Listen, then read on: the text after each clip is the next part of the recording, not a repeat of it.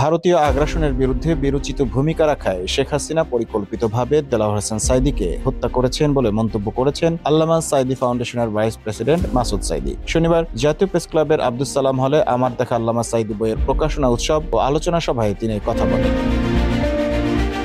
মাসুদ সাঈদী বলেন, কেন তারা আল্লামা সাঈদীর কণ্ঠ রুদ্ধ করতে চেয়েছে? কারণ ভারতীয় রাজনৈতিক ও অর্থনৈতিক আগ্রাসন যখন বাংলাদেশের উপর চেপে বসত, তখন সবার আগে বাঘের মতো গর্জে উঠত আল্লামা সাঈদীর কণ্ঠ। তিনি আরো বলেন, আল্লামা সাঈদীকে 2010 সালের 29 জুন গ্রেপ্তার করা হয় ধর্মীয় অনুভূতিতে আঘাত হানার হাস্যকর মামলায়, কিন্তু বিচার করেছে তথাকথিত যুদ্ধাপরাধ মামলায়। আল্লামা সাঈদীকে যুদ্ধাপরাধ মামলায় গ্রেপ্তার করার মতো প্রমাণাদি সরকারের হাতে ছিল না। তাকে অন্যায়ভাবে আটকে রাখায় মুসলিম উম্মার ক্ষতি হয়েছে, বাংলাদেশের ক্ষতি হয়েছে। যুদ্ধাপরাধের টোটাল অভিযোগটাই হলো একটা নাটক। বইয়ের প্রকাশনা উৎসব ও আল্লামা সাঈদীর জীবন ও কর্ম শীর্ষক আলোচনা সভায় তামিরুল মিল্লাত কামিল মাদ্রাসা টঙ্গীর সাবেক ভাইস প্রিন্সিপাল মাওলানা মোহাম্মদ শফিকুল্লাহ আল মাদানী সহ অন্যরা বক্তব্য দেন।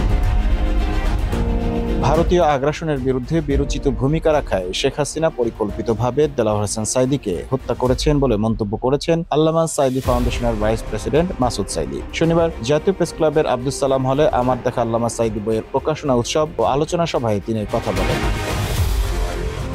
মাসুদ সাঈদী বলেন, কেন তারা আল্লামা সাঈদীর কণ্ঠ রুদ্ধ করতে চেয়েছে? কারণ ভারতীয় রাজনৈতিক ও অর্থনৈতিক আগ্রাসন যখন বাংলাদেশের উপর চেপে বসত, তখন সবার আগে বাঘের মতো গর্জে উঠত আল্লামা সাঈদীর কণ্ঠ।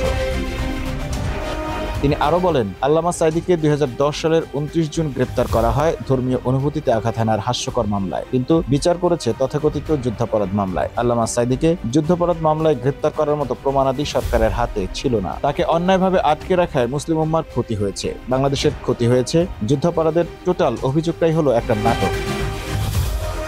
বইয়ের প্রকাশনা উৎসব ও আল্লামা সাঈদীর জীবন ও কর্ম শীর্ষক আলোচনা সভায় তামিরুল মিল্লাত কামিল মাদ্রাসা টঙ্গীর সাবেক ভাইস প্রিন্সিপাল মাওলানা মোহাম্মদ শফিকুল্লাহ আল মাদানী সহ অন্যরা বক্তব্য দেন। Mamun Mahfuz, Time News desk.